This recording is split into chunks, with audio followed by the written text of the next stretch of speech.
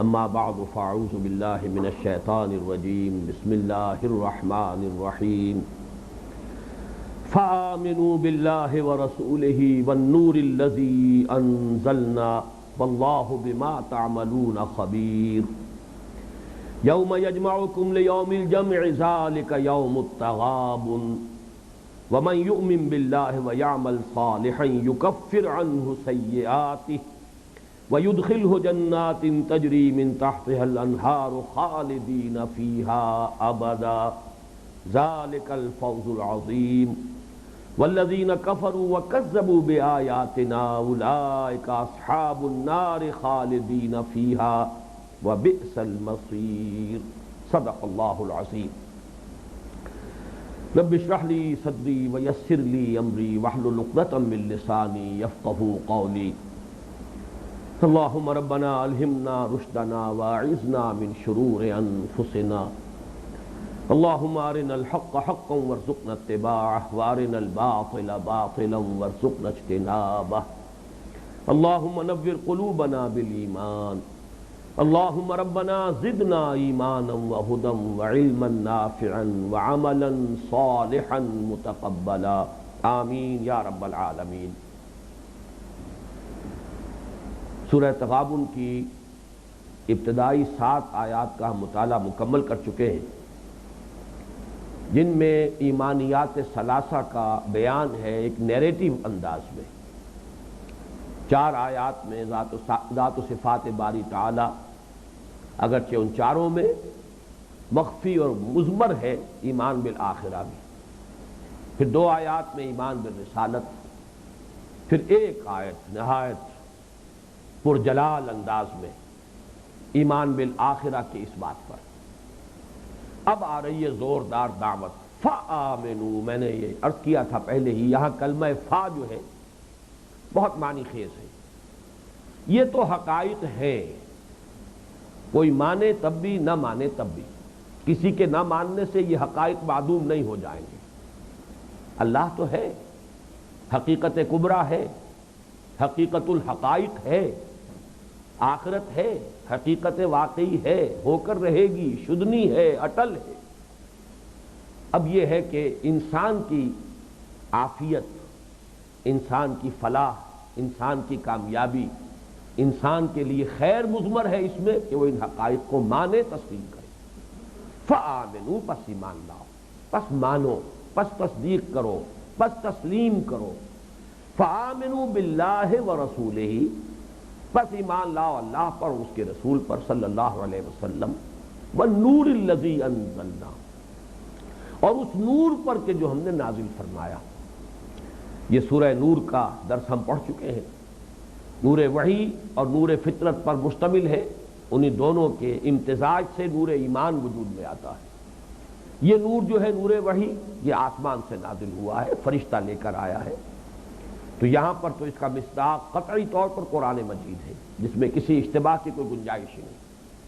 اور یہ نوٹ کر لیجئے کہ در حقیقت دوسرے مقامات بھی قرآن مجید کے ایسے ہیں کہ جہاں رسالت کا تصور ان دونوں چیزوں کو جمع کر کے سامنے لایا گیا۔ بینہ کیا ہے؟ رسول من اللہ یتلو صحفا مطہرۃ فیہا کتب قیمہ۔ بینہ جو ہے وہ در حقیقت 2 چیزوں پر مشتمل ہے۔ ایک ہستی جو فرستادہ ہے اللہ کی، ایلچی ہے اللہ کی طرف سے، رسول ہے، بھیجا ہوا پیغامبر ہے، جو پڑھتے ہوئے آیا ہے ایسے پاکیزہ صحیفوں کو جن میں اللہ تعالیٰ کی کتاب درج، آیات درج، اتر کر حرا سے سوئے قوم آیا اور ایک نسخہ کیمیا ساتھ لایا۔ تو رسول کی شخصیت اور اللہ جو اسے وحی عطا فرماتا ہے، دونوں مل کر در حقیقت یہ رسالت کی تکمیل ہوتی ہے۔ اس اعتبار سے یہ جیسا کہ میں نے پہلے بھی عرض کیا ہے، اس پہلی آیت میں بھی، بلکہ پوری آیت نہیں، اس کا بھی 2/3 آپ کہہ سکتے ہیں کہ وہ مشتمل ہے ایمان باللہ اور ایمان بالرسالت کی دعوت پر۔ اس لیے کہ اب آخری حصہ جو ہے اس کا، واللہ بما تعملون خبیر، اور جو کچھ تم کر رہے ہو اللہ اس سے باخبر ہے۔ اس کا تعلق پھر ہو جائے گا ایمان بالآخرہ کے ساتھ۔ اللہ باخبر ہے کس لیے؟ یہ وہی اللہ کی صفت علم. اب آپ نے نوٹ کیا کہ اللہ تعالیٰ کی صفت علم جو ہے ان آیات میں کتنے متنوع اسالیب میں، کتنے مختلف الفاظ میں، کتنے مختلف پیرایوں میں بار بار آ رہی ہے. اس لیے کہ میں نے عرض کیا تھا جو پہلی نشست تھی یہ سورہ تغابن پر درس کے ضمن میں، کہ دوسرا وسوسہ جو انسان کو لاحق ہوتا ہے، پہلا وسوسہ جو ہے وہ تو گویا کہ ایک مرتبہ ہوا جب آپ نے مان لیا، اس کا ازالہ ہو گیا. کیسے پیدا کیے جائیں گے دوبارہ؟ اللہ تعالیٰ ہر شے پر قادر ہے، هو علی کل شیء قدیر. اس وسوسے کا ازالہ ہو گیا، مان لیا آپ نے بعث بعد الموت کو، تصدیق کی آپ نے بعث بعد الموت کی.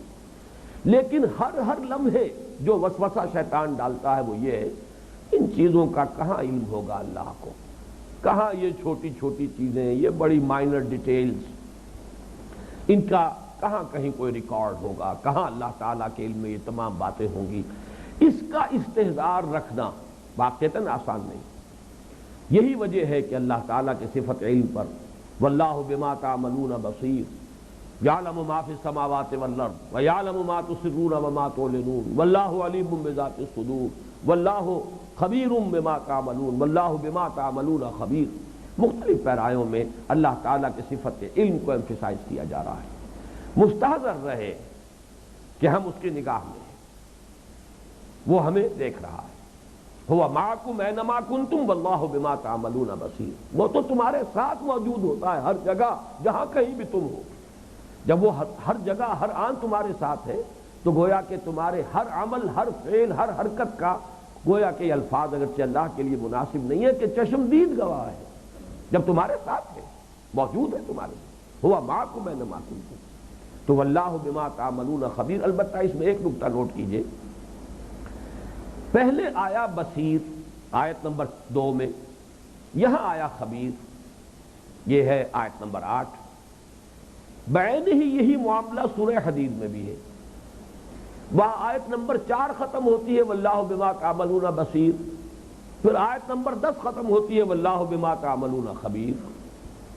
دونوں جگہوں پر اسی ترتیب کا ہونا یہ یقیناً کسی حقیقت پر مبنی ہے، کوئی نہ کوئی سبب ہے. ایسے ہی نہیں، اگر تو ایسا ہوتا کہیں کوئی ترتیب ہو کہیں کوئی ترتیب ہو تو یہ گمان ہو سکتا تھا کہ اس ترتیب میں کوئی خاص نقطہ مثمر نہیں ہے. لیکن میں نے جب غور کیا تو نقطہ سامنے آیا.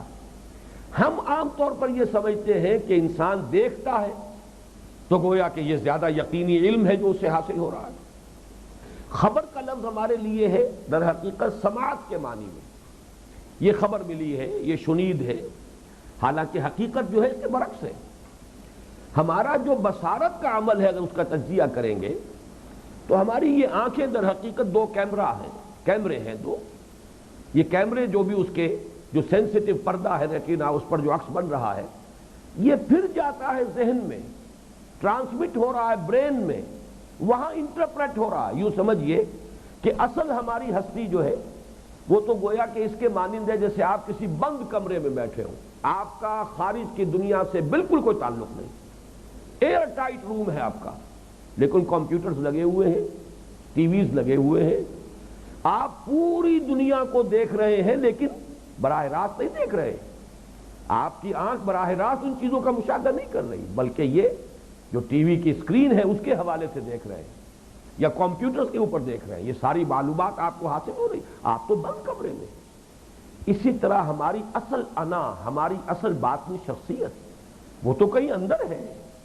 یہ آنکھیں تو در حقیقت اینٹیناز کے مانند ہے، یا یوں سمجھیے کہ یہ کان جو ہے یہ رڈارز کے مانند ہیں جو لگے ہوئے ہیں جہاز کے دونوں سروں کے اوپر. اس کو پھر ری انٹرپریٹ کر کے اور اس سے جو انفر کیا جا رہا ہے وہ تو وہ کوئی کنٹرول روم ہے یہ برین میں، وہاں پر سارا معاملہ جو ہے انٹرپریٹ ہو کر اس سے پھر استدلال ہو رہا ہے. وہاں جو بات پہنچ گئی وہ خبر ہے، ورنہ بصر ہے، سماع ہے، یہ سب در حقیقت سینس ڈیٹا ہے. البتہ ان سب کو پروسیس کرنے کے بعد جو نتیجہ یہاں نکل رہا ہے برین کے اندر کارٹیکس میں، گرے میٹر میں جا کر، وہ ہے جس کو ہم خبر کہیں. اب معلوم ہوا کہ یہ ہوا ہے ان ذرائع سے، آنکھ نے دیکھا ہے، کان نے سنا ہے، اور اس برین کمپیوٹر نے کو ریلیٹ کیا ہے. اب جو اسے اس کا اصل فائدہ اسے حاصل ہوا ہے وہ ہے در حقیقت خبر. اس اعتبار سے لفظ خبر جو ہے وہ علم کی اس وضاحت میں جو الفاظ آئے ہیں ان میں یہ ہائر لیول پر ہے بنسبت بصارت کے. یہی وجہ ہے کہ یہ تدریجی ارتقاء ہے، در حقیقت سعودی ترتیب ہے، سعودی سواد والا سعود، چڑھنے والی. سعور حقہ سعودہ، یہ سین والا سعودی عرب والا معاملہ نہیں ہے، سعودی ترتیب، یعنی اس میں تدریجاً اوپر کی طرف ہے کہ بصارت سے بلند تر ہے یہ اللہ تعالیٰ کا خبیر ہونا. یہ گویا کہ اللہ تعالیٰ کے علم کی تعبیر کے لیے زیادہ معنی خیز اور زیادہ گمبھیر اور زیادہ جامع لفظ ہے. یوم یجمعکم لیوم الجمع ذالک یوم التغابن. اب یہاں سے دو آیات نسبتاً طویل بھی ہیں، یہ اب آ رہی ہیں اور ان میں آخرت کا ذکر جو ہے صراحت کے ساتھ اور تفصیل کے ساتھ. یوم یجمعکم لیوم الجمع، یوما پر زبر ہے، ظرف ہے، لیکن ظرفیت کس کے لیے؟ لَتُنَبَّؤُنَّ بِمَا عَمِلْتُمْ، تمہیں لازماً جتلا دیا جائے گا جو کچھ کہ تم نے کیا ہوگا. کس دن؟ یوم یجمعکم لیوم الجمع، جس دن کے وہ تمہیں جمع کرے گا، جمع کرنے کے دن. یہ گویا کہ وہ یوم قیامت جس میں کہ پوری نوع انسانی جو ہے، حشر کے معنی بھی جمع کرنا ہے. وَحُشِرَ لِسُلَيْمَانَ جُنُودُهُ، سلیمان کے لیے جمع کیے گئے سب کے سب لشکر. تو حشر بھی جمع کرنے کو کہتے ہیں. یوم حشر یوم الجمع ہے، جمع ہونے کا دن. یوم یجمعکم لیوم الجمع ذالک یوم التغابن، وہ ہے ہار اور جیت کے فیصلے کا دن. یہ ایمان بالآخرہ کا جس کو انگریزی میں کہتے ہیں کرکس آف دی میٹر، اصل لب لباب کیا ہے؟ ہار اور جیت کا فیصلہ اس دن ہوگا. تغابن کے لفظ کو سمجھیے، غبن یا غبن، غین با نون حروف یہ تین ہے، مصدر دو بنتے ہیں، غبن بھی اور غبن بھی. اس کا اصل مفہوم کیا ہے؟ یہ اردو میں بھی لفظ استعمال ہے، غبن کیا ہے، فلاں نے غبن کیا ہے، غبن ہو گیا ہے، کروڑوں کا غبن ہو گیا ہے. کسی کو کوئی زک پہنچانا، خفیہ طور پر نقصان پہنچانا، مال میں یا تدبیر میں. عربی زبان میں جب یہ لفظ آتا ہے، اردو میں ہمارے ہاں صرف مالی معاملات میں غبن کا لفظ استعمال ہوتا ہے، لیکن عربی میں یہ لفظ جو ہے دو مفہوموں کے لیے استعمال ہوتا ہے. غبنا غبنن، بے کے اگر جزم کے ساتھ ہے غبن تو یہ مصدر ہے مال میں خسارہ دینا، گھاٹا دینا، ٹوٹا ڈال دینا، مخفی طور پر دھوکہ دے کر، یہ غبن.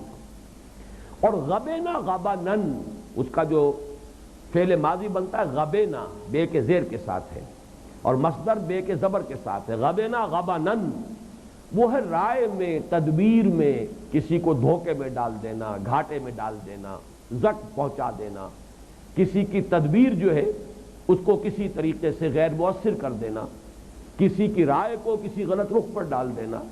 یہ ہوگا غبنن، بے کے زبر کے ساتھ. اس سے بنا باب تفاعل تغابن.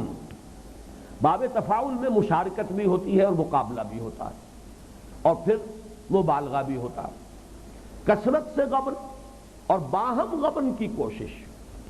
اس لفظ میں در حقیقت اگر آپ اس کے اندر مشاہدہ کریں گے تو محسوس ہوگا کہ جسے ہم کہتے ہیں اسٹرگل فار ایگزسٹنس، اس دنیا میں تمام مخلوقات کے مابین جو بھی ذی حیات ہے، زندگی والی مخلوقات، ان میں ایک مقابلہ مسلسل جاری ہے. وہ مقابلہ جس کے لیے struggle for existence, survival of the fittest, یہ ہے. ہر شخص ایک دوسرے کو نقصان پہنچانے کی فکر میں ہے. یہ ذرا اچھا نہیں لگتا یہ جو تعبیر کا انداز ہے، لیکن اگر میں اسی بات کو یوں کہوں کہ ہر شخص ایک دوسرے سے زیادہ فائدہ اٹھانے کی کوشش میں ہے. اب آپ غور کیجئے، ایک کا فائدہ دوسرے کا نقصان ہے. ہر دکاندار کوشش میں ہے کہ زیادہ سے زیادہ فائدہ اٹھائے گاہک سے، گویا کہ اسے نقصان پہنچائے. ہر گاہک آخری کوشش کرتا ہے کہ زیادہ سے زیادہ فائدہ اٹھائے یا زیادہ سے زیادہ زک پہنچائے. بلکہ ہر گاہک کی کوشش تو یہ ہوتی ہے کہ میں اس دکاندار کو اس کی قیمتیں خرید بھی نہ دوں، میں کسی طریقے سے کم قیمت پر یہ شے اس سے حاصل کروں. یہ مقابلہ ہے جو جاری ہے. ایک دوسرے سے زیادہ نفع اٹھانا، اور اس کا عکس کیا ہوگا؟ گویا کہ ایک دوسرے کو زیادہ سے زیادہ زخم پہنچانا، نقصان پہنچانا۔ یہ معاملہ جو ہے دنیا میں مسلسل ہے، تمام ذی حیات جتنی مخلوقات ہیں ان کے درمیان چل رہا ہے۔ اسی کو سورہ صاد میں حضرت داؤد علیہ السلام کا ایک قول جو وہاں آیا ہے، وَإِنَّ كَثِيرًا مِّنَ الْخُلَطَاءِ لَيَبْغِي بَعْضُهُمْ عَلَىٰ بَعْضٍ۔ یہ خلطاء جو ہوتے ہیں آپس میں جن کے معاملات مشترک ہوتے ہیں، بھائی ہیں، جوائنٹ فیملی ہے، کاروبار ہے، جوائنٹ پارٹنرشپ ہے، اس میں بھی ایک کشمکش چلتی رہتی ہے۔ چاہے مہذب لوگ ہیں تو ان کی گفتگو بڑی میٹھی ہوگی، بڑے آپس میں رکھ رکھاؤ سے، آداب سے، بڑے ہی ویل مینرڈ، ویل بیہیوڈ انداز میں گفتگو ہوگی، لیکن یہ کہ ہر شخص ہر وقت داؤ پر ہوتا ہے، جس سے جو فائدہ اٹھا سکے، جس سے جو بھی منفعت حاصل کر سکے۔ یہ ہے جس کا کہ اس لفظ کے اندر نقشہ کھینچا گیا ہے، لیکن اصل بتایا جا رہا ہے۔ جیسے مسابقت کے بارے میں قرآن کہتا ہے کہ مسابقت تو فطرت انسانی میں ہے، ہر انسان چاہتا ہے میں دوسروں سے آگے نکل جاؤں، لیکن قرآن یہ کہتا ہے کہ تم مسابقت کا میدان بدل دو، فاستبقوا الخیرات، ایک دوسرے سے آگے نکلو لیکن بھلائی میں، نیکیوں میں، خیر میں، اچھائیوں میں، خدمت خلق میں، انفاق فی سبیل اللہ میں، جہاد و قتال فی سبیل اللہ میں آگے نکلو۔ ٹھیک ہے، مسابقت ہونی چاہیے، مقابلہ ہونا چاہیے، نکلو، فاستبقوا الخیرات، وَلِكُلٍّ وِجْهَةٌ هُوَ مُوَلِّيهَا فَاسْتَبِقُوا الْخَيْرَاتِ۔ اسی طرح سورہ حدید میں آئے گا سابقوا الی مغفرۃ من ربکم، ایک دوسرے سے آگے نکلو، دوڑو، بھاگو۔ جس طرح دنیا میں تم نے دوڑ لگا رکھی ہے، دنیا میں تم نے دولت کے حصول کے لیے دوڑ لگائی ہے، یا شہرت کے حصول کے لیے، یا اقتدار کے حصول کے لیے، وجاہت کے حصول کے لیے، قوت اور اقتدار کے حصول کے لیے، لیکن یہ کہ تم میدان بدل دو، ایک دوسرا میدان بھی تو ہے نا، خیر کا، نیکی کا، بھلائی کا، خدمت خلق کا، اللہ کے دین کی خدمت کا۔ لہذا قرآن مجید اس داعیہ فطری کو صرف یہ کہ صحیح رخ پر موڑتا ہے۔ اسی طرح کا معاملہ یہ ہے کہ تغابن تو ہے، ہار اور جیت، اس مقابلہ جاری ہے، کون جیتا کون ہارا، لیکن یوں سمجھ لو کہ ہار اور جیت اس دنیا کی در حقیقت غیر حقیقی ہار ہے، غیر حقیقی جیت ہے۔ یہاں کی جیت جیت نہیں، یہاں کی ہار ہار نہیں۔ یہاں جو بادشاہ بن کے بیٹھا ہوا ہے وہ بادشاہت نہیں، وہ بھی ایک ڈرامہ ہے جو ہو رہا ہے۔ ایک وقت آئے گا کہ معلوم ہوگا کہ جب آنکھ کھلی گل کی تو موسم تھا خزاں کا۔ اسی طریقے سے جیسے مختلف ڈراموں میں یا مختلف کھیلوں میں آپ مختلف رول لوگوں کو اسائن کرتے ہیں، ایسے عارضی طور پر کچھ رول ہیں جو اسائن ہو گئے، ہر ایک اپنا کردار ادا کر رہا ہے، لیکن یہاں کی جیت جیت نہیں، یہاں کی ہار ہار نہیں۔ ہاں ایک دن آنے والا ہے، وہ ہے ہار اور جیت کے فیصلے کا دن۔ جو اس دن جیتا وہ جیتا، جو اس دن ہارا وہ ہارا، وہ جیت ابدی، وہ ہار ابدی، وہ کامیابی کامرانی بھی ابدی، فوز و فلاح بھی دائمی، وہ ناکامی اور نامرادی بھی ابدی۔ اس اعتبار سے ہار اور جیت کے تصور کو بدل دو۔ بہت اہم نکتہ ہے یہ، اس ایک لفظ کے استعمال میں، اور یہ نوٹ کر لیجئے قرآن مجید میں اس مادے سے صرف یہی ایک لفظ اسی مقام پر آیا اور کہیں یہ لفظ استعمال نہیں ہوا۔ یوم یجمعکم لیوم الجمع ذالک یوم التغابن، اس دن جس دن کے وہ جمع کرے گا تم سب کو، جمع کرنے کے دن، وہ ہوگا ہار اور جیت کے فیصلے کا دن۔ اچھا وہ ہار کیا ہے اور جیت کیا ہے؟ جیت یہ ہے وَمَن يُؤْمِن بِاللَّهِ وَيَعْمَلْ صَالِحًا، جو کوئی بھی ایمان رکھے گا اللہ پر اور عمل کرے گا اچھے، مجرد ایمان نہیں، ایمان کے عملی تقاضوں کو پورا کرے، اعمال صالحہ، وہی بات جو سورۃ العصر سے چلی آ رہی ہے، وَالْعَصْرِ إِنَّ الْإِنسَانَ لَفِي خُسْرٍ إِلَّا الَّذِينَ آمَنُوا وَعَمِلُوا الصَّالِحَاتِ وَتَوَاصَوْا بِالْحَقِّ وَتَوَاصَوْا بِالصَّبْرِ۔ جیسا کہ میں عرض کیا پہلے بھی، تواسی جو ہے وہ بھی ایک عمل ہی ہے، وہ عمل صالح ہی کی مزید شرح ہے، نیکی کا حکم دینا، بدی سے روکنا، بھلائی کی تلقین کرنا، واعظ و نصیحت، یہ بھی تو عمل ہے۔ تو معلوم ہوا کہ اکثر و بیشتر جگہوں پر تو ایمان کے ساتھ صرف ایک لفظ عمل کا آتا ہے، الذین آمنوا وعملوا الصالحات، لیکن وہاں ذرا ایمان کے ساتھ عمل صالح کے یہ جو ذرا مضمرات ہیں، چھپے ہوئے پہلو دو، ان کو بھی نمایاں کر دیا گیا، تواصی بالحق اور تواصی بالصبر۔ وَمَن يُؤْمِن بِاللَّهِ وَيَعْمَلْ صَالِحًا، تو جو کوئی بھی ایمان رکھے گا اللہ پر اور عمل کرے گا نیک. اب یہاں نوٹ کیجئے صرف یؤمن باللہ آیا ہے، دعوت دی گئی تھی آمنوا باللہ ورسولہ والنور الذی انزلنا واللہ بما تعملون خبیر. لیکن جیسا کہ میں نے عرض کیا تھا، آج بھی تفصیل سے عرض کر چکا ہوں کہ ایمان حقیقت کے اعتبار سے، نظری اعتبار سے، اصولی اعتبار سے، علمی اعتبار سے وہ ایمان باللہ ہے. ایمان بالآخرہ بھی اسی کی ایک فرع ہے، اسی کی ایک کرولری ہے. ایمان بالرسالت بھی اسی کی ایک فرع ہے، ایکسٹینشن ہے، توسیع ہے، کرولری ہے. وَمَن يُؤْمِن بِاللَّهِ وَيَعْمَلْ صَالِحًا يُكَفِّرْ عَنْهُ سَيِّئَاتِهِ وَيُدْخِلْهُ جَنَّاتٍ تَجْرِي مِن تَحْتِهَا الْأَنْهَارُ خَالِدِينَ فِيهَا أَبَدًا، وہ دور کر دے گا ان سے اس کی برائیوں کو اور داخل کرے گا اسے ان باغات میں جن کے نیچے نہریں بہتی ہوں گی، جس میں کہ وہ رہیں گے پھر ہمیشہ ہمیش ہمیشہ ہمیش. یہ الفاظ سورہ آل عمران میں آ چکے ہیں. تکفیر سیئات، کفر کے معنی چھپا دینا، دبا دینا، یعنی یہ کہ برائیاں جو ہیں نامہ اعمال سے ان دھبوں کو دھو ڈالنا، دامن کردار سے ان دھبوں کو دھو دینا، دونوں مفہوم ہے اس کے. کفر عنا سیئاتنا وتوفنا مع الابرار، یہ آ چکا ہے. اے اللہ ہم سے ہماری برائیوں کو دور فرما دے، ہمارے نام اعمال کے جو دھبے ہیں، جو سیاہی ہے، اسے بھی دھو دے اپنے فضل و کرم سے، اپنے رحم سے.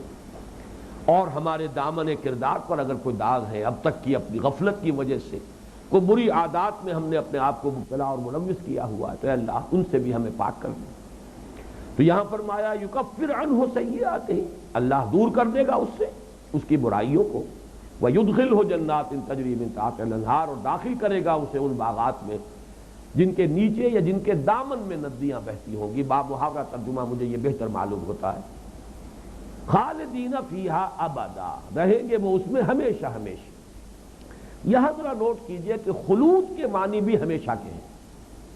خالدین ہمیشہ رہنے والے، لیکن یہ کہ در حقیقت ہمیشہ کا کوئی تصور ہمارا ذہن کر نہیں سکتا. جیسا کہ بارہا میں نے عرض کیا، ہمارا ذہن محدود، ہمارے تصورات محدود، اس لیے کہ وہ سب کے سب ہمارے مشاہدات پر مبنی ہیں. جو کچھ ہم نے دیکھا ہے، جو کچھ ہم نے سنا ہے، جو سینس ڈیٹا ہم کلیکٹ کرتے ہیں اپنے جو بھی حواس ظاہری ہیں ان کے ذریعے، انہی پر سارے تصورات کو بلڈ کرتے ہیں. انہی کی بنیاد پر ساری عبارات ہمارے تخیلات کی بھی چلے گی اور تصورات کی بھی بنے گی. وہ چونکہ سینس ڈیٹا محدود ہے لہذا سارا ہمارا تصور تخیل یہ بھی محدود ہے. ابدیت اس میں کیسے آئے؟ ایک فائنائٹ ہستی جو ہے انفائنائٹ کا تصور نہیں کر سکتی.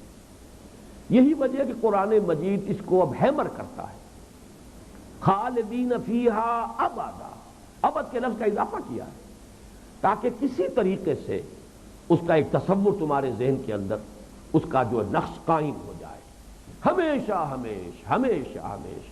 اب ہم سوائے اس کے اور کچھ نہیں کر سکتے کہ اس کی تکرار کریں، اعادہ کریں، اس سے شاید اس کا جو تصور ہے یا تاثر جو مطلوب ہے وہ کسی درجے میں ہمیں حاصل ہو جائے. خالدین فیہا ابدا ذالک الفوز العظیم، یہ ہے بہت بڑی کامیابی. اس کے اندر خود بخود ایک بات مضمر ہے، جو اس کامیابی سے دو چار ہو گیا، واقعہ یہ ہے کہ چاہے دنیا میں اسے فاتح آئے ہو، چاہے دنیا میں گمنامی کی زندگی بسر کی ہو، کوئی اسے جانتا تک نہ ہو، چاہے دنیا میں ایک کٹیا ہی میسر رہی ہو، کوئی گھاس پھوس کی جھونپڑی ہی میں زندگی گزاری ہو، لیکن یہ اگر وہاں کامیاب ہو گیا ذالک الفوز العظیم، یہ بہت بڑی کامیابی، اصل کامیابی ہے. یہ سارے مضامین سورۃ العصر میں بھی بیان ہو چکے ہیں کہ در حقیقت اصل تو لب لباب یہی ہے کہ ہمارے ذہن میں یہ بات بیٹھ جائے کہ اگر وہاں کامیاب ہو گئے، اور وہاں کی کامیابی کی چار شرائط ہیں: ایمان، عمل صالح، تواصی بالحق، تواصی بالصبر. وہاں کا اگر یہ چاروں چیزیں ہیں انسان کامیاب ہے. چاہے یہاں فاقے آ رہے ہوں، چاہے یہاں کوئی جانتا نہ ہو، جیسے کہ حضور کی وہ حدیث جو میں نے بہت مرتبہ سنائی ہے، یاد رکھنے کے قابل ہے کہ کچھ ایسے لوگ بھی ہوتے ہیں کہ جو کہیں کسی محفل میں بار نہ پا سکیں، کہیں سفارش کرنا چاہیں تو ان کی کوئی بات نہ سن کر دے، کہیں رشتہ کرنا چاہے تو کوئی ان سے رشتہ کرنا قبول نہ کرے، لیکن اللہ کے ہاں ان کا یہ مقام و مرتبہ ہوتا ہے کہ اگر بھولے سے کسی بات پر قسم کھا بیٹھیں تو اللہ ان کی قسم کی لاج رکھتا ہے۔ یہ ہے ڈفرنس ویلیو کا، قدر و قیمت کا۔ تو اگر تو یہ ہے معاملہ تو پھر کامیابی ہے۔ اور اس کے برعکس والذین کفروا وکذبوا بآیاتنا، اور وہ لوگ کہ جنہوں نے دبایا اور جھٹلایا۔ میں نے یہاں کفر کا ترجمہ جو ہے انکار نہیں کیا، آپ نوٹ کیجئے جان بوجھ کر۔ کفر کا اصل مفہوم کیا ہے؟ ابھی ہم نے لفظ پڑھا یکفر عنہ سیئاتہ، دور کر دے گا اس سے اس کی برائی کو۔ کفر پر ہم بحث کر چکے ہیں تیسرے درس میں، سورہ لقمان کے دوسرے رکوع کے ضمن میں۔ شکر کے مقابلے میں کفر، کفران نعمت، ناشکرا پن کفر ہے۔ اصل اس کی لغوی بنیاد کیا ہے کہ کفر کہتے ہیں کسی چیز کو دبا دینے کو، چھپا دینے کو۔ اسی لیے کاشتکار کو کہا جاتا ہے کافر یا کفار، وہ بیج کو زمین میں چھپاتے ہیں، دفن کرتے ہیں۔ گٹھلی زمین میں دفن کریں گے تو آم کا پودا جو ہے وہ وجود میں آئے گا۔ تو چھپانا، دبا دینا۔ شکر یہ ہے کہ انسان کے اندر اگر کسی نے اس کے ساتھ کوئی بھلائی کی، احسان کیا ہے، تو فطرت کے اندر سے ایک چشمہ ابلتا ہے، ایک رد عمل ہے، احسان مندی کے جذبات کا چشمہ، آپ اسے دبا رہے ہیں۔ یہ دبا دینا کفر ہے، یہ کفران نعمت ہے۔ اسی طرح ایمان جس شے کا نام ہے، اس کی تائید اندر سے ابھرتی ہے۔ انسان کی فطرت میں سے اس کی شہادت جو ہے وہ اجاگر ہو کر آتی ہے، ابھر کر سامنے آنا چاہتی ہے، لیکن ایک شخص دباتا ہے اس کو۔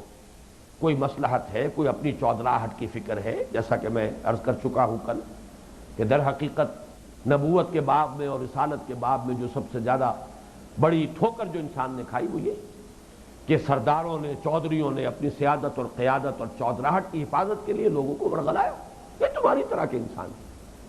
تو انسان اپنی سیادت کے تحفظ کے لیے، اپنے مفادات کے لیے، یا جیسے سورہ قیامہ میں آئے گا بل یرید الانسان لیفجر اماما، انسان چاہتا ہے، فسق و فجور کی زندگی کا اتنا عادی اور خوگر ہو گیا ہے کہ اب چھٹتی نہیں ہے منہ سے یہ کافر لگی ہوئی، ان عادتوں کو چھوڑنے کے لیے تیار نہیں، حرام خوری ترک کرنے پر آمادہ نہیں، لہذا چھپا رہا ہے، دبا رہا ہے، حالانکہ اندر سے، فطرت کے اندر سے گواہی ابھر رہی ہے۔ جیسے کہ آیا ہے وَجَحَدُوا بِهَا وَاسْتَيْقَنَتْهَا أَنفُسُهُمْ، انہوں نے انکار تو کیا لیکن ان کے دل، ان کے نفس جو ہے اس پر یقین کر رہے تھے کہ بات ٹھیک ہے، مانو، لیکن ایک انسان دبا رہا۔ یہ ہے کفر۔ تکذیب ہے جھٹلانا، یہ اس کا اگلا مرحلہ ہے۔ یہ جرم بالائے جرم ہے۔ ایک جرم تو یہ ہے کہ فطرت میں سے گواہی ابری کے بعد ٹھیک کہہ رہے ہیں، یہ واقعتاً اللہ ایک ہی ہے، اس کے ساتھ کوئی ساجی نہیں، کوئی شریک نہیں، واقعی ان کا دعویٰ درست ہے، یہ صادق ہیں، الامین ہیں، جو بات یہ پیش کر رہے ہیں وہ بھی میری فطرت سے مطابقت رکھتی ہے، بات صحیح ہے، لیکن نہیں، آدمی نے دبایا۔ ابو جہل کو اپنی سیادت کی فکر ہے، ابو لہب کو اپنے سرمایے کی فکر ہے، اس فکر کی وجہ سے دبایا۔ یہ ایک جرم ہوا، اور دوسرا جرم یہ جھٹلایا، غلط کہتے ہیں، جھوٹے ہو، کذاب ہو، ساحر کذاب، جادوگر، جھوٹ بولنے والا، تمہارا دعویٰ باطل ہے، تم ساحر ہو، تم شاعر ہو، تمہارا یہ قول ہی غلط ہے کہ اللہ کا کلام ہے جو تم پر فرشتہ لے کر نازل ہوا ہے، یہ تو تمہارا منگڑت کلام ہے، یا تم کسی اجمی غلام سے ڈکٹیشن دے رہے ہو اور ہم پر دھونس سے باتیں، یہ تکذیب ہے۔ تو یہ جو دو الفاظ آئے ہیں، یوں نہ سمجھیے کہ یہ ایسے ہی صرف تکرار ہو رہی ہے، دونوں کے اندر در حقیقت اپنی اپنی جگہ پر ایک معنویت ہے جو مثبت ہے۔ فالذین کفروا وکذبوا بآیاتنا اولئک اصحاب النار، وہ ہیں آگ والے، خالدین فیہا، وہ بھی رہیں گے اس میں ہمیشہ ہمیش، وبئس المصیر، اور وہ بہت برا ٹھکانہ ہے۔ اعاذنا اللہ منہا، اللہ تعالی ہمیں اس سے بچائے۔ یہاں ایک بہت اہم تفسیری نقطہ ہے۔ اہل جنت کے تذکرے میں خلود پر ابدا کا اضافہ ہے، اہل جہنم کے تذکرے میں خلود، محض خلود کا ذکر ہے، ابدا کا اضافہ نہیں ہے۔ ایسا بلا وجہ تو نہیں، بے سبب تو نہیں ہو سکتا۔ گنجینہ معنی کا طلسم اس کو سمجھیو جو لفظ کے غالب میرے اشعار میں آئے، میرے اشعار میں آوے، معلوم ہوا جو لفظ آیا ہے کسی وجہ سے آیا، جو لفظ نہیں آیا وہ بھی کوئی سبب ہے جس کی وجہ سے نہیں آیا۔ یہی معاملہ سورہ بینہ میں ہے، وہاں بھی اہل ایمان کے ساتھ خالدین فیہا ابدا رضی اللہ عنہم ورضوا عنہ، اور اہل کفر کے ساتھ جہنمیوں کے ساتھ خالدین فیہا۔ یہ دو مقامات ایسے ہیں، ویسے تو دوسری جگہوں پر جہنمیوں کے لیے بھی خالدین فیہا ابدا کا اضافہ موجود ہے، لیکن علیحدہ علیحدہ۔ یہ دو مقامات ایسے ہیں جنہیں آپ کہتے ہیں سائملٹینیس کنٹراسٹ، بیک وقت تقابل ہو رہا ہے، فوری تقابل ہے کہ اہل جنت کے ساتھ خالدین فیہا ابدا، اہل جہنم کے ساتھ خالدین فیہا۔ اس کی بنا پر امت میں دو اکابر، دو عظیم شخصیتیں ہیں جو باقی ہر اعتبار سے ایک دوسرے کی ضد ہیں۔ شیخ اکبر محی الدین ابن عربی، جو تصوف میں اہل تصوف کے ہاں ان کا بہت بڑا مقام ہے، شیخ اکبر کہلاتے ہیں۔ دوسری طرف امام ابن تیمیہ، ہمارے ہاں تفسیر حدیث کے علم میں، فقہ کے علم میں، خاص طور پر جو غیر مقلد ہمارے ہاں کہلاتے ہیں اہل حدیث حضرات، ان کے چوٹی کے امام۔ ان کا واقعہ یہ ہے کہ ان کے ہاں سندیں دو ہیں، ایک سند ہے روایت کے اعتبار سے وہ امام بخاری رحمہ اللہ، اور ایک سند ہے علم کے اعتبار سے، تفسیر کے اعتبار سے، عقائد کے مباحث کے اعتبار سے، وہ آخری سند ہے امام ابن تیمیہ رحمہ اللہ۔ تو امام ابن تیمیہ نے ابن عربی کی تردید میں، ان پر تنقید میں بڑی شدت اختیار کی ہے، زندقہ، الحاد، نہ معلوم کیا کیا چیزیں ہیں، کن کن الفاظ کو استعمال کیا ہے۔ تو ہر اعتبار سے ایک دوسرے کی ضد، لیکن اس معاملے میں دونوں متفق ہیں، اگرچہ اہل سنت کی اکثریت جو ہے ان دونوں کی بات کو رد کرتی ہے۔ اہل سنت کا جو اجماعی عقیدہ ہے وہ یہ ہے کہ جنت بھی ابدی ہے، ہمیشہ ہمیش، ہمیشہ ہمیش، ہمیشہ ہمیش، اسے کبھی ختم نہیں ہونا۔ اسی طرح دوزخ بھی ابدی ہے، ہمیشہ ہمیش، ہمیشہ ہمیش، ہمیشہ ہمیش، کبھی ختم نہیں ہوگی۔ اہل سنت کا اجماعی عقیدہ یہ ہے۔ البتہ اس سے ذرا ہٹ کر شیخ ابن عربی اور امام ابن تیمیہ رحمہم اللہ دونوں کی رائے یہ ہے کہ جنت ابدی ہے، دوزخ ابدی نہیں۔ عقل و منطق اس رائے کے حق میں ہے، اس لیے کہ قرآن اور حدیث نے ایک اصول کو بہت نمایاں طور پر واضح کیا ہے، اور وہ یہ ہے کہ جرم اور گناہ کی سزا اتنی ہی ملے گی جتنا وہ جرم اور گناہ ہے، جبکہ نیکی کی جزا 10 گنا، 70 گنا، 1000 گنا، جتنا چاہے اللہ دے، جتنا اضافہ فرمائے، جو ہم پچھلے درس میں پڑھ چکے ہیں سورہ نور میں، کہ ایک تو اللہ تعالیٰ انہیں لِيَجْزِيَهُمُ اللَّهُ أَحْسَنَ مَا عَمِلُوا، یہ تو ہوگا ان کی جزا کا معاملہ، اجر کا معاملہ، وہ تو حساب کتاب سے ہوگا۔ وَيَزِيدَهُم مِّن فَضْلِهِ وَاللَّهُ يَرْزُقُ مَن يَشَاءُ بِغَيْرِ حساب، اور مزید دے گا اپنے فضل سے، اور اللہ تعالیٰ جس کو چاہتا ہے دیتا ہے بلا حد و حساب، بلا نہایت۔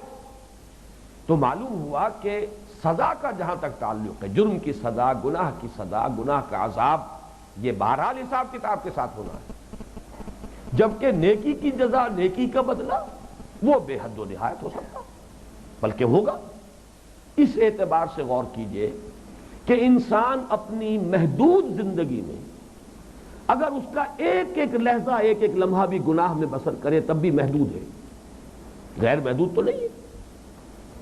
اس کی جزا کو، منطق کا تقاضا تو یہی ہے کہ بہرحال محدود ہونا چاہیے، کتنا ہی طویل ہو۔ فرض کیجئے ہم یہ حساب لگاتے ہیں کہ آدم کے بیٹے نے جو جرم کیا، کیونکہ سورہ مائدہ میں اس کا تذکرہ ہے، پہلا قتل کیا قابیل نے حابیل کا، اور یہ جرم اب جہاں بھی قتل ہو رہا ہے نسل آدم میں، اس قابیل کو حصے میں بھی اس گناہ کا اندراج ہوتا جا رہا ہے، اس لیے کہ وہ ہے پہلا جرم کرنے والا۔ آپ کوئی نیکی کرتے ہیں، وہ نیکی کے اثرات جہاں تک جائیں گے آپ کے حساب میں درج ہوتے رہیں گے، آپ کے انتقال کے بعد آپ کا یہ کھاتا جو ہے، یہ آپ کا جو خیر کا سلسلہ ہے، صدقہ جاریہ، کھلا رہے گا کھاتا۔ اسی طریقے سے آپ برا کام کرتے ہیں، اب یہ برائی آپ کو دیکھ کر جس نے کی، آپ کی نسل میں، آپ کے اور جاننے والوں میں، جہاں جہاں یہ پھیلے گی اس سے آپ کے حساب میں بھی اندراج ہوتا رہے گا اس کے گناہ کا۔ لیکن میں یہ کہتا ہوں کہ قابیل سے لے کر اور آخری انسان جو پیدا ہوگا دنیا میں، ان سب کو بھی شمار کر لیجئے تب بھی محدودیت تو ہے نا۔ آپ اس کو کتنی ہی ضرب دے لیں، کتنی ہی مرتبہ اس کو کتنے ہی نیومیریکلز ایجاد کر لیجئے، لائٹ ایئرز بنا لیجئے، جو چاہے کر لیں، لیکن محدود رہے گا۔ وہ رہے گا فائنائٹ، انفائنائٹ نہیں ہو سکتا۔ اس اعتبار سے عقل کا، منطق کا تقاضا وہی ہے کہ جو ابن تیمیہ کہہ رہے رحمہ اللہ، وہ بہت بڑے منطقی تھے، اتنے بڑے منطقی کہ انہوں نے مشائین کی منطق کے ٹکڑے اڑا دیے، دھجیاں بکھیر کے رکھ دی، رد کیا۔ الرد علی المنطقیین ان کی مارکۃ الآراء کتاب ہے، ارسطو کی منطق جو ہے اس کے بخیے اجڑ کر رکھ دی، بہت بڑے منطقی۔ تو اب ظاہر بات ہے کہ جو منطقی ہوگا کہیں نہ کہیں منطق کے وار سے خود بھی تو گھائل ہوگا آخر۔ اس اعتبار سے ابن تیمیہ جو ہے وہ اہل سنت کے اجماعی عقیدے کے خلاف یہ رائے رکھتے ہیں، منطق اس کے حق میں ہے، میں بھی اس کو تسلیم کرتا ہوں، عقل کا تقاضا ہے، اور وہ اصول جو ہے وہ بھی اسی کی تائید میں ہے کہ نیکی کا اجر و ثواب اور بدلہ وہ بہت بڑھ چڑھ کر اضعافاً مضاعفہ ملتا چلا جائے گا، لیکن بدی کی سزا جو ہے وہ حساب کتاب سے ہوگی۔ اس اعتبار سے بھی اس نظریے کی تائید ہوتی ہے۔ بعض احادیث بھی آتی ہیں اور ان کو مولانا سید سلیمان ندوی رحمۃ اللہ علیہ نے جو سیرت النبی پر جو 4 جلدیں انہوں نے تصنیف فرمائی، اصل میں تو 2 جلدوں میں سیرت ختم ہو گئی جو کہ ان کے استاد علامہ شبلی کی تصنیف ہے، لیکن بعد میں بقیہ 4 جلدوں میں شاگرد نے یعنی سید سلیمان ندوی رحمۃ اللہ علیہ نے ایک طرح کا انسائکلوپیڈیا بنا دیا ہے ان 4 جلدوں میں، اسلام اور حضور کی تعلیمات مختلف عنوانات کے تحت بہت عمدگی کے ساتھ ان کو جمع کیا ہے۔ اس میں انہوں نے وہ احادیث بھی جلد 4 میں دی ہیں، اور ان کے حوالے سے انہوں نے بھی یہی رائے ظاہر کی ہے اس میں جلد 4 سیرت النبی کی کہ جہنم ابدی نہیں ہے۔ وہ احادیث بھی کوٹ کیے کہ ایک وقت آئے گا کہ جہنم ایسے کھنکے گی جیسے خالی دیگ کھنکتی ہے، اس میں کچھ نہیں رہے گا۔ اب یہ کہ میں زیادہ تفصیل میں نہیں جانا چاہتا، اگرچہ ایک روایت یہ ہے کہ جب سید سلیمان ندوی رحمۃ اللہ علیہ نے پھر بیعت کی ہے مولانا اشرف علی تھانوی رحمۃ اللہ علیہ کے ہاتھ پر، تو انہوں نے جن جن آراء سے توبہ کرائی، رجوع کرایا، ان میں یہ رائے بھی شامل تھی، اور سید سلیمان صاحب اپنی اس رائے سے تائب ہو گئے، انہوں نے اپنی اس رائے سے رجوع کیا۔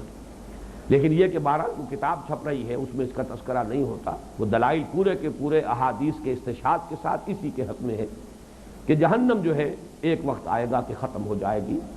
یا تو یہ ایک رائے یہ ہے، یہ حضرت مجدد الفسانی رحمۃ اللہ علیہ کی ہے کہ جن میں سرے سے ایمان کی کوئی رمق نہیں ہوگی وہ بالکل پیرش ہو جائیں گے، ختم ہو جائیں گے، گویا کہ ان میں کوئی باقی رہنے والا عنصر ہے ہی نہیں۔ دوام تو ایمان کو ہے، جن میں رائی کے برابر کے دانے کے برابر بھی ایمان ہوگا وہ بالآخر سزا پا کر نکل آئیں گے، تو گویا کہ جہنم خالی رہ جائے گی، کھنکتی ہوئی دیگ کی مانند ہوگی کہ اس میں کچھ نہیں ہوگا۔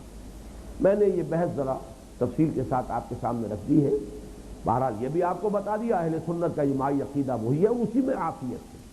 عافیت کس لیے ہے کہ واقعہ یہ ہے کہ یہ ہماری نفسیاتی کمزوری ہے کہ ذرا سا بھی ہمارے اعصاب پر سے اگر گرفت کمزور پڑ جائے اس ایمان بالآخرہ، اور ایمان بالآخرہ میں زیادہ جو چیز ہے وہ تو در حقیقت جہنم کا خوف، اس کے عذاب کی جو بھی سختی ہے، ہولناکی ہے، اس کا تصور، پھر اس کی ہمیشگی، اس کا دوام۔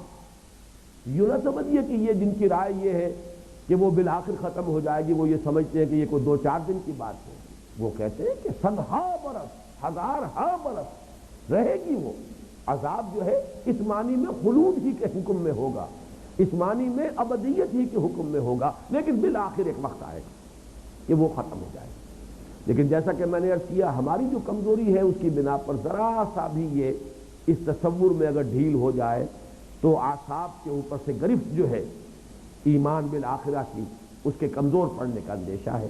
اس بنا پر عافیت تو اسی رائے میں ہے، لیکن میں نے چاہا کہ آپ کو یہ 2 جو بہرحال بہت بڑی شخصیت ہے، اس میں کوئی شک نہیں، اہل تصوف میں چوٹی کی شخصیت ہے شیخ اکبر کی، محی الدین ابن عربی، اور واقعہ یہ ہے کہ قرآن و سنت کے علم میں بڑی چوٹی کی شخصیت ہے ابن تیمیہ کی رحمہ اللہ، اس میں کوئی شک نہیں، اور دونوں ایک دوسرے کی باقی ہر اعتبار سے ضد، لیکن اس معاملے میں دونوں کی رائے متفق گردید رائے بو علی بارائے من، یہاں ان کی رائے میں اتفاق ہے۔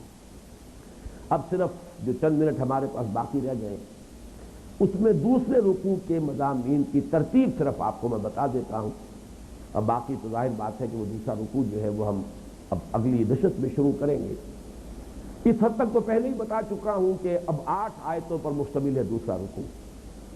5 آیتوں میں ایمان کے ثمرات، ایمان کے نتائج، ایمان کے مضمرات کو کھول کر بیان کیا گیا۔ اگر ایمان حقیقی ہے تو اس کے کیا نتائج نکلیں، اور ایک عجیب حسن ترتیب ہے۔ واقعہ یہ کہ اس اعتبار سے میں نے جب بھی غور کیا، ان 5 آیتوں میں قرآن مجید کے اعجاز بیان کے بڑے بڑے شواہد ہیں جو نظر آتے ہیں، بڑی بڑی گواہیاں۔ ان میں سے مثلا ایک حسن ترتیب ہے کہ یہاں 5 آیتیں اس انداز میں آئی ہیں کہ پہلے آپ ویژولائز کیجئے، تصور کیجئے ایک فرد کا، ایک انسان، اس کی شخصیت کے 2 رخ ہیں۔ ایک رخ یہ ہے کہ کچھ حالات، واقعات اس پر اثر انداز ہوتے ہیں، کچھ کیفیات وارد ہو رہی ہیں، کوئی تکلیف آ گئی، کوئی مصیبت آ گئی، کوئی بیماری آ گئی، یا کوئی راحت کی بات آ گئی، کوئی خوشگوار واقعہ پیش آ گیا، یہ چیزیں ہم پر وارد ہوتی ہیں۔ خارج سے ہم اثر پذیر ہوتے ہیں ان حوادث و واقعات، اور ایک ہماری شخصیت کا رخ ہے کہ ہمارے اندر سے کچھ افعال، حرکات و سکنات جو ہے وہ صادر ہوتے ہیں۔ ایک ورود ہے، ایک صدور ہے، ایک ہم پر وارد ہونے والی کیفیات ہے، ایک ہم سے صادر ہونے والی حرکات و سکنات، ہمارے اعضاء و جوارح سے جو صادر ہونے والے افعال و اعمال ہیں۔ اس اعتبار سے ترتیب بیان کی گئی کہ اگر ایمان حقیقی ہے تو وارد ہونے والی چیزوں کے بارے میں نقطہ نظر کیا ہو جائے گا، اور صادر ہونے والے اعمال کے اندر کیا تبدیلی آئے گی۔ اس کے بعد یہ تو 3 چیزوں میں آئے گی۔ صادر ہونے والوں میں 2 پہلوؤں سے بحث ہوئی، وارد ہونے والے پر 1 آئے۔ پھر آپ تصور کیجئے ہر انسان اس دنیا میں ہے تو کچھ رشتوں میں جکڑا ہوا ہے، رشتوں کے مختلف دائرے ہیں۔ پہلا دائرہ ہے والدین، بھائی بہنیں، اور شوہر کے لیے بیوی، بیوی کے لیے شوہر، اور اولاد، یہ پہلا دائرہ ہے۔ پھر دوسرا دائرہ ہے چچا ہیں، بھتیجے ہیں، ماموں ہیں، بھانجے ہیں، پھر قوم کا، قبیلے کا، قوم کا، نوع انسانی کا، یہ دائرے ہیں جس کو اقبال نے کہا رشتہ و پیوند۔ اور ایک یہ کہ اس دنیا میں زندگی گزارنے کے لیے کچھ مال و اسباب یہ ضروری ہے، وسائل و ذرائع، مادی اسباب و وسائل۔ ان دونوں کے بارے میں ایمان کے نتیجے میں نقطہ نظر کیا بن جانا چاہیے۔ یہ ہیں 5 آیات جن میں نہایت جامعیت سے ایمان کے ثمرات کو بیان کیا گیا ہے۔